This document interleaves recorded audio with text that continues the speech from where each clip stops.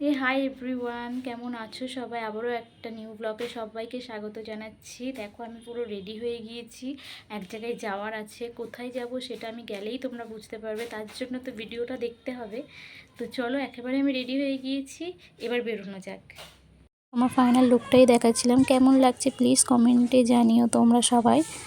এবং তারপরে আমি অটো ধরার জন্য বেরিয়ে পড়েছিলাম। আমার বাড়ির সামনেই পুরো মেন রাস্তা, এখান থেকেই অটো ধরে যেতে হবে, তার জন্য আমি অটো ধরার জন্য চলে এসেছি।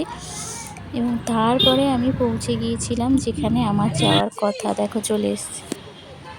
বলো তো কমেন্টে এটা কোন মন্দিরে এসেছি আমি। আর ঘুরতে যাব, ফটো তুলব না, এটা কি কখনো হয়? তার জন্য দেখো ফটোস তুলেছিলাম, সেই ফটোগুলো তোমাদের সঙ্গে আমি শেয়ার করছি। কেমন হয়েছে ফটোসগুলো কমেন্টে বলে যেও।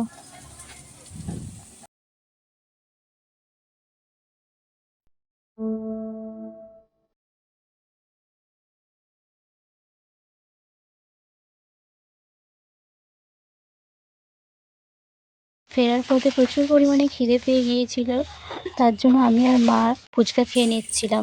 ফুচকা তো আমি খুব একটা বেশি পছন্দ করি না, খালি ভালো লাগার জন্য খাই। তাই পেট তো আর ভরেনি, তার জন্য আমি এক প্লেট আমার পছন্দের ধোসা নিয়ে নিয়েছি। ধোসা খেতে না আমার খুব ভালো লাগে। তবে মাত্র বাড়িতে ঢুকেছি, এখনও ফ্রেশ হইনি, এবার ফ্রেশ হয়ে নেব এবং ঘরটা একটু গুছিয়ে নেব, কারণ বেরোনোর সময় পুরো অগোছালো হয়ে গেছে। ঘরটা একটু গুছিয়ে নেব এবং তারপরে রান্না করব।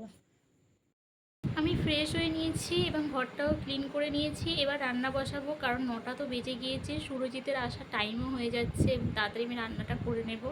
কারণ সুরজিৎ তো ভোরবেলা যায়, তাই যতটা সম্ভব আমাকে তাড়াতাড়ি রান্না করে রেডি করে রাখতে হয়। তো এবার আমি চটজলদি রান্নাটা বসিয়ে দেবো।